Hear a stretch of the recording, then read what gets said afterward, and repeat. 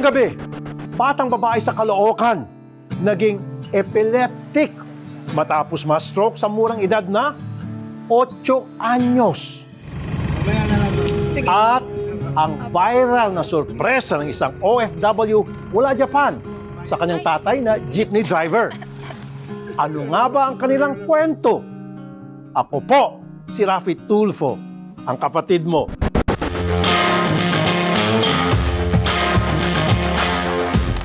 Sisimulan ko sa isang tanong. Para saan ba ang pagsisikap mo sa trabaho? Para sa isang motorcycle taxi rider, ito ay upang maitaguyod ang kanyang bunsong anak na sa murang edad ay halos lantang gulay na dahil sa kapansanan.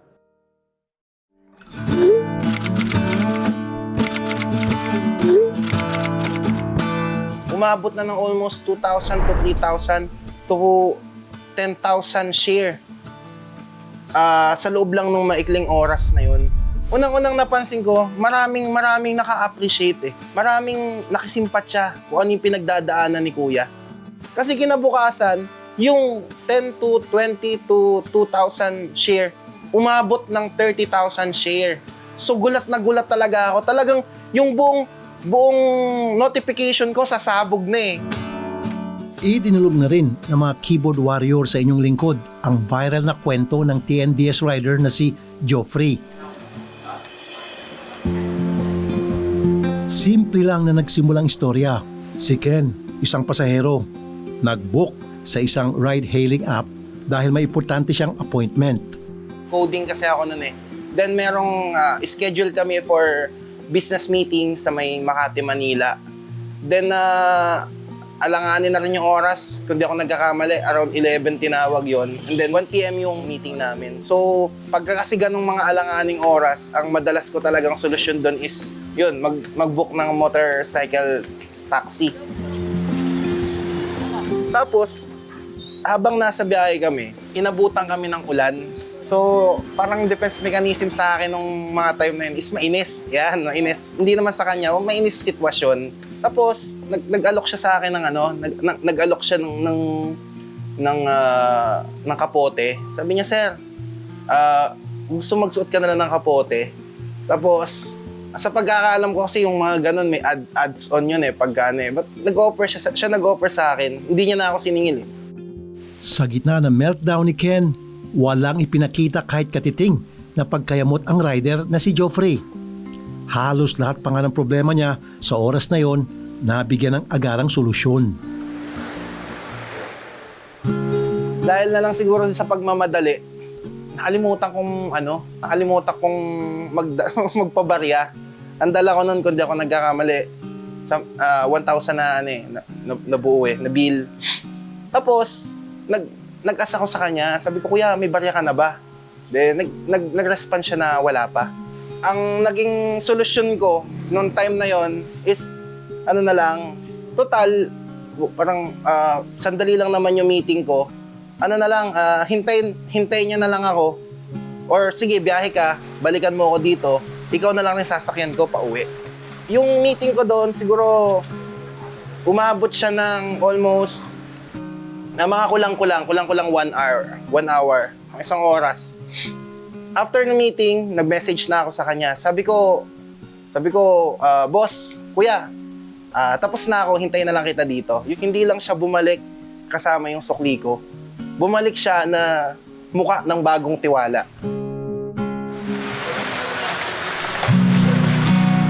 Pag-drop off ko sa pagbalik sa kanila, sige, sa'yo na yan. Sabi sa akin, pero ang usapan namin, kunin mo na lang 400. Tapos ang expected ko din, pagbalik 400 din, 800. May sukli pa rin siya na 200. Pagdating niya, sir, sukli. Di, sa'yo na yan. Thank you, sir. Hindi naman akalain ni Ken na ang simpleng tip niya sa isang motorcycle rider ay may malaking epekto. Kinagabihan, nagpadala pa si Geoffrey ng mensahe ng pasasalamat. Kalakip ang larawan kasama ang kanyang 11 years old na anak na si Angelica, na sumasa ilalim daw sa lifetime maintenance. May tubo sa ilong ang bata at palaging nakahiga. Hindi na siya makalakad o makakilos na mag-isa. ng hindi binubuhat ng mga magulang. Nagsimula raw ang lahat nung 8 years old pa lamang si Angelica. Nag-swimming sila ng pamilya. Pero kinagabihan, sumama ang pakiramdam ng bata. Nilalagnat na siya. Kaya ang ano ng asawa ko, normal na lagnat lang, painumin mo ng gamot, okay na. Yun, bababa. Tapos maya, irita na siya, palakad-lakad na siya. Tapos di na siya mapakali, nilalamig daw siya. Nilalamig ka, lagyan ka ng sweater, tapos pajama, tapos medyas. Tapos mamaya, sabi niya, natatain na daw siya, natatai. Kaya sabi ng mga kapitbahay namin, hindi na normal to, dalhin niyo na sa ospital. Kaya yun, yung kapitbahay namin may sasakyan, yun, dinala na. Nasa trabaho pa noon si Geoffrey sa Antipolo. Agad-agad siyang umuwi. Pagdating sa ospital, bumungad agad ang masakit na balita. Kailangan ng tubuhan si Laika. Parang di ako makapaniwala kasi pag alis ko, normal naman siya eh. Lagnat lang naman yung ano niya, kaya di ako makapaniwala. Kaya lalo na nung sinabing tubuhan.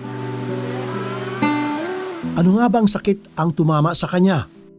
So yung epilepsy po is yung mismong sakit o yung condition kapag ang isang pasyente po ay nagkakaroon ng isa or at least dalawang convulsion po na walang dahilan more than 24 hours apart. Dahil sa pambihirang lagay ni Laika, kailangang magdoble kayo na agad ang kanyang tatay. Maaraw man o maulan, basta may pasahero. Yun, naglilinis ako ng aircon. Sideline ko rin. Pagka may nagpalinis, hindi ako babiyahe. Kasi mas malaki yung linis eh. 1 oras lang, malaki na yung kikitain mo. Pag wala naman, hindi, mag-rider ako. Ganun lang. Ano lang yung rotate sa sarili ko.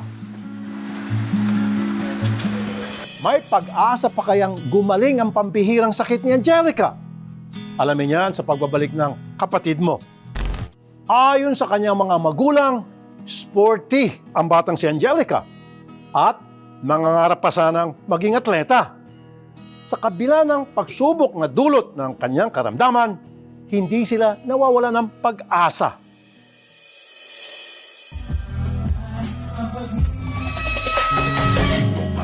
Maliksi, mahilig sa basketball at nagbo-boxing pa. Ganyan daw noon si Angelica.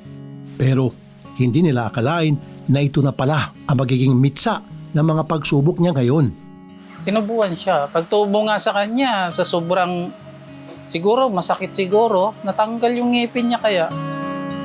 So para po sa mga magulang ng mga batang may epilepsy, ang gusto ko pong mensahe is ito ay nagagamot.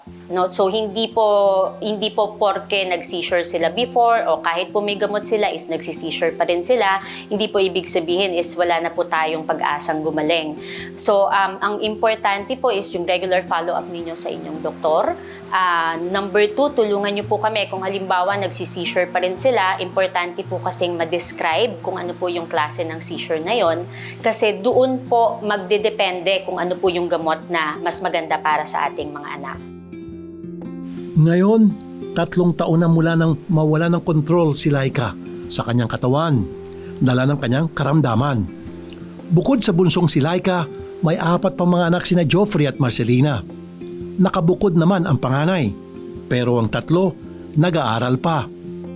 Kaya naman, talagang kinarir ni Geoffrey ang paghahanap buhay. Sa ganitong sitwasyon, nakadaupang palad niya ang pasaherong si Ken na nagsilbing daan para kahit papaano maabutan sila ng tulong. Yun, pagdating ko dito, sabi ko, ma, binigyan ako ng pasahero ko, hindi na niya kinuha yung sukli. Talaga, magkano ba? 1,000 eh, pero 200 na lang yung sukli niya kasi 400 yung usapan namin eh.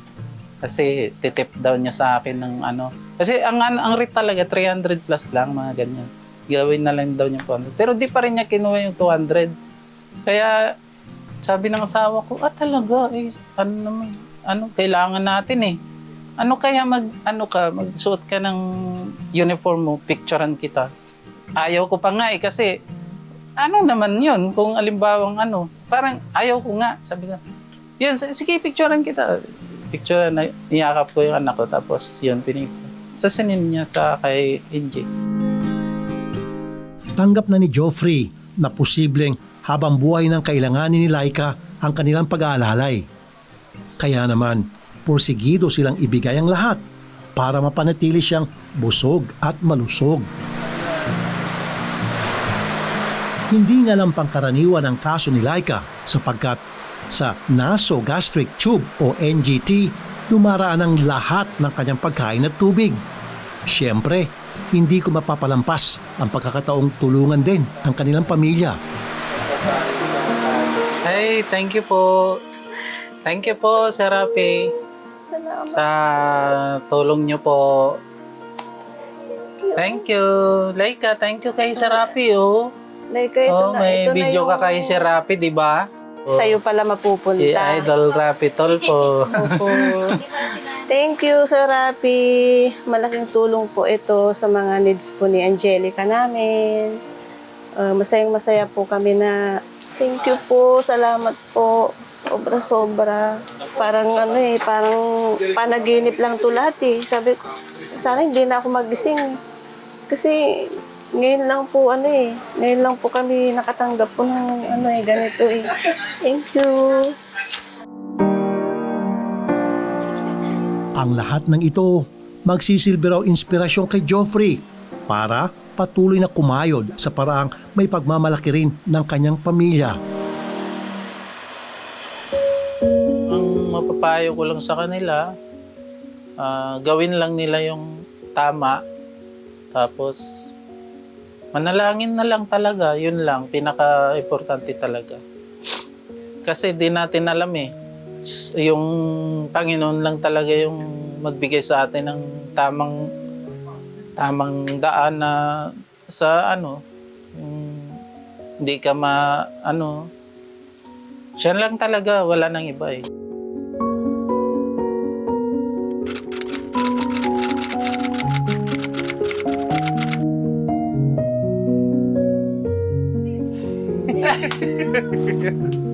Hello. Yeah. Hello po. Hello. Talaga. Thank you po. Salamat po. Salamat sa pag-share ng kwento niyo. Ipagdarasal po natin ang paglakas ng pangangatawan ni Angelica at patuloy na maging matatag sa hanap buhay na marangal si Tatay Joffrey. Saludo po ako sa inyo.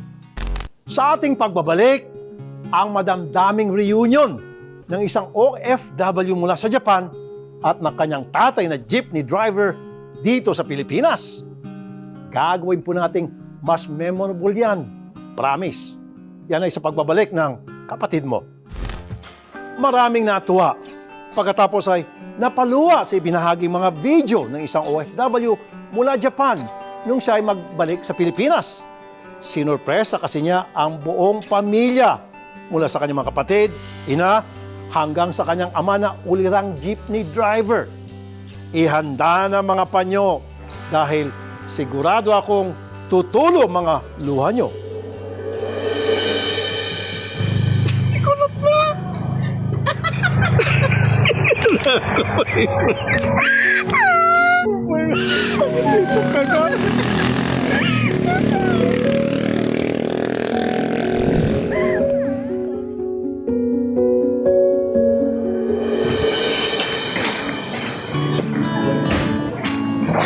Dokumentado sa nag-viral ng mga video ang kakaibang adventures ni Lizette sa kanyang pag-uwi sa Pilipinas. Matagal din siyang nagtrabaho sa Japan bilang farm worker. Kaya miss na talaga niya ang kanyang mga magulang at mga kapatid sa Candelaria, Zambales. Pero kahit gustong-gusto na niyang yakapin ang mga ito, nagdesisyon pa rin si Lizette na magpigil. Hindi siya nagpasundo sa airport para sorpresahin ang kanyang buong pamilya. Yung una pong plano, kasabot ko pa po yung kuya ko. Tapos nung naisip ko, bakit kaya hindi na lang sila lahat? Balak po niyang kumbaga iplano na namin nung time na yun. Sabi ko, ay wag na, sabi ko. Okay na yun, sabi ko. Wag na nating i-surprise. Yun po. Hindi po niya alam kasama po siya sa iso-surprise. Mission number 1. Sorpresahin si Nanay Sylvia. As Kasi po, si mama ko ang taga-deposit ng mga pinapadala kong pera. Sinasabi ko po na kuha sila ng panggastos nila. Tapos po yung tira po, yun na lang po yung ide-deposit nila sa ano ko. Then, laging sinasabi ni mama na wala kaming rights para i-withdraw yung pera mo kasi nga, ikaw mismo dapat makapag-withdraw nun. So, inisip ko po na, paano kung mag-withdraw kaya ako? Tapos, naka-disguise ako, sabi ko. Naku, muntik pang ma-prank gone wrong ang eksena nang isagawa ni Lizette ang sorpresa. Sino ka ba? Ano lang? Patingin lang kayo. Tawagan ko yung ano. Basta, i-call mo yung withdrawal, ma'am. Walang withdrawal. May tumawag sa akin, kung may gustong mag-withdraw sa account ng anak mo, punta ka dito para makita mo siya. Ay, talaga yung dibdib ko talaga yan, ma'am. Grabe na. Kasi before na nangyari yan, paprops nila sa akin, nabiktima na ako ng, sabihin na nating, konting maliit lang naman na scammers. Walang kamalay-malay si Nanay Sylvia na mag-withdraw sa account ng kanyang bunso ay siya mismo, si Lizette.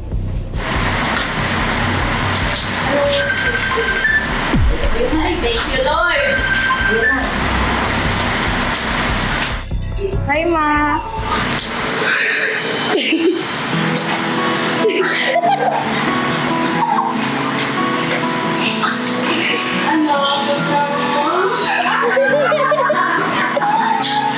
Mission number 1, accomplished. Next mission, sorpresahin naman ang kuya at ate ni Lizette. This time, kasabwat na si Nanay Sylvia.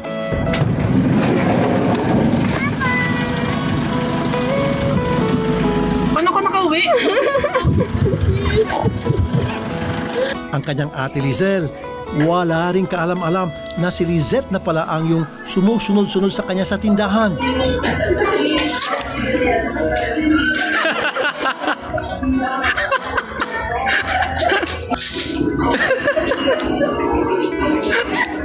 Mission number 2, accomplished.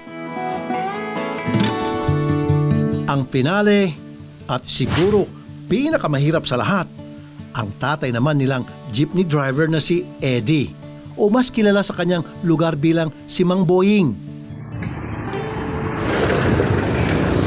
Hastang ordinaryong pasahero si Lizette nang sumakay sa jeep ng kanyang tatay. Naka-shades, face mask at cap para mysterious kunwari. Pero nung magbabayad na, hala, lapad ang inabot. Opo, 10K po. Saan kayo galing, ma? Sa Lawis po. Sige po. Nag-alis na si Lizette ng shades at face mask. Pero parang hindi pa rin siya makilala ni tatay. Akala ko yung anak ko na eh. Pareha kayo. Tinitingnan kita mabuti. Nasaan po ba yung anak niyo, Sa tatay? Japan. Parehas kayo talaga. Pati pagsasalita. Pati tatawa. Pinababa na ng jeep si Lizette. Pero dumiretso siya kay Mang Boying. Saka inabot muli ang bayad. Bigay ko na lang po sa iyo. Si tatay, natulala pa. Bago na pagtanto ang lahat.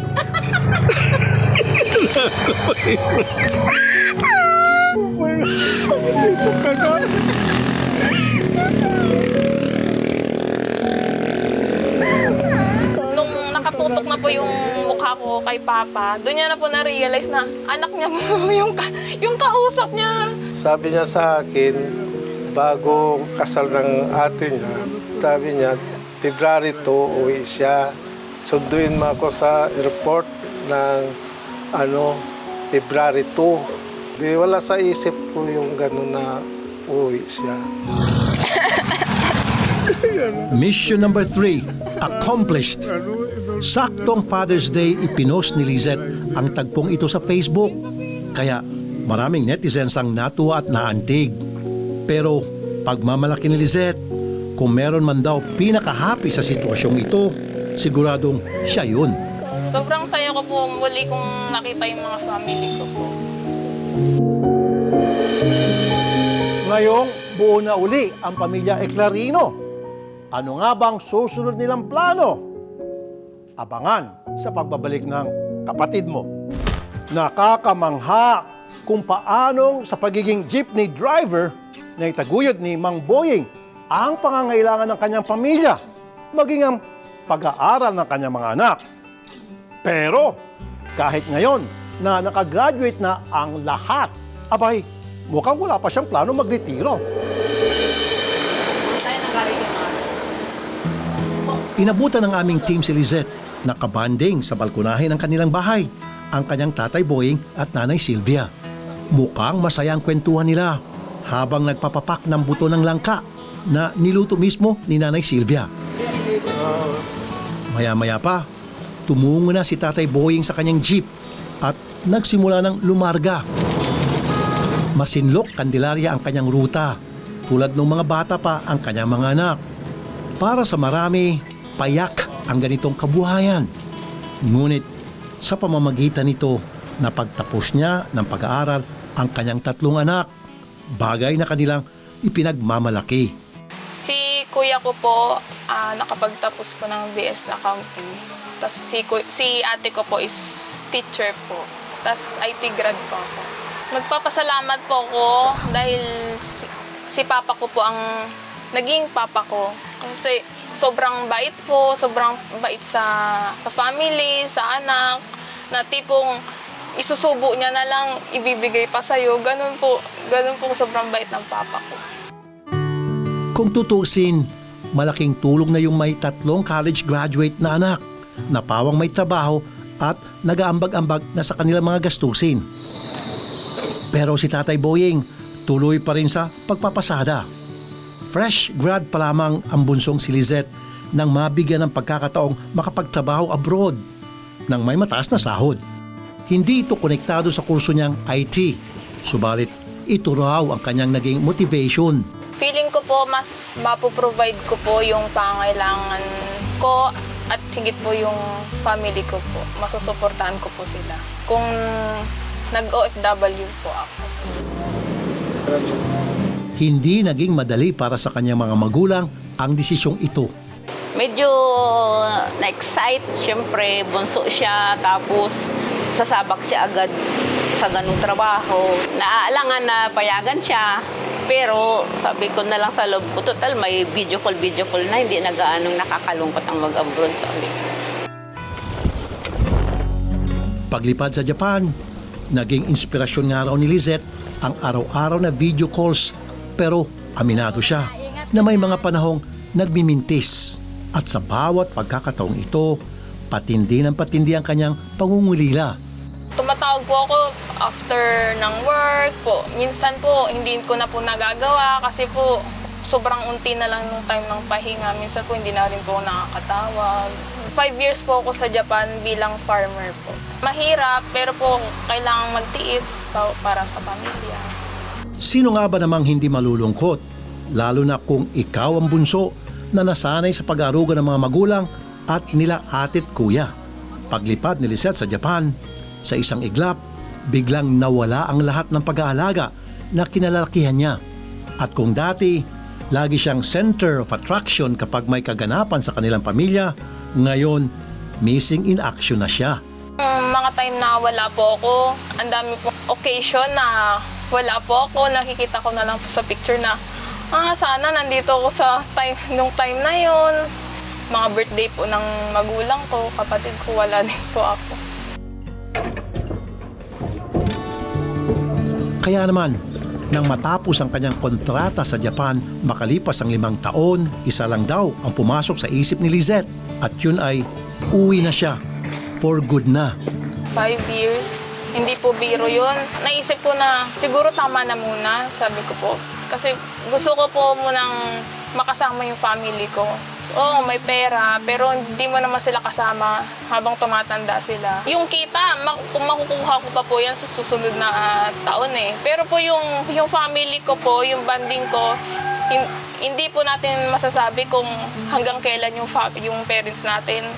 Di ba po, lalo na po, tumatanda na po sila mama at papa. Gusto ko po laging nasa tabi lang po nila.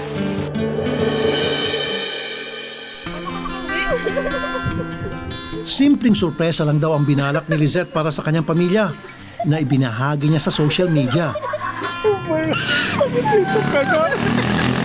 Pero hindi akalaing mag-viral ito.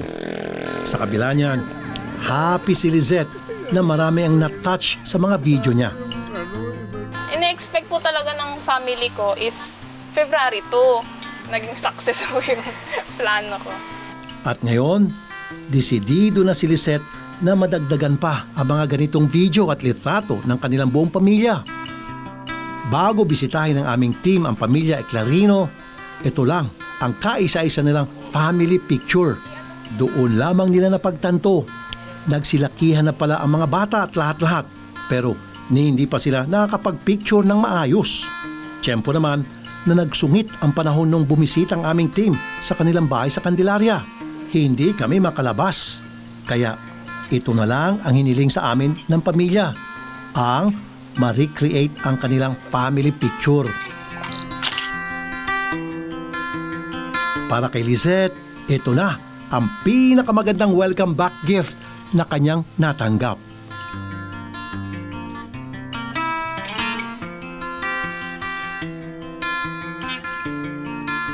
Idol, maraming salamat po. Thank you very much po sa pagpunta ng mga mo dito sa amin. Thank you so much po, Sir Rafi Tulfo.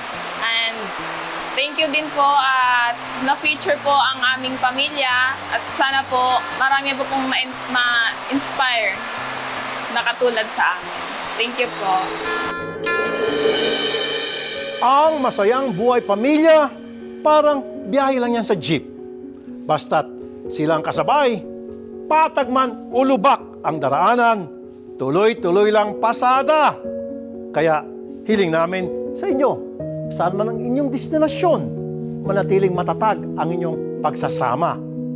Hanggang sa susunod na linggo, ako po si Rafi Tulfo, ang kapatid mo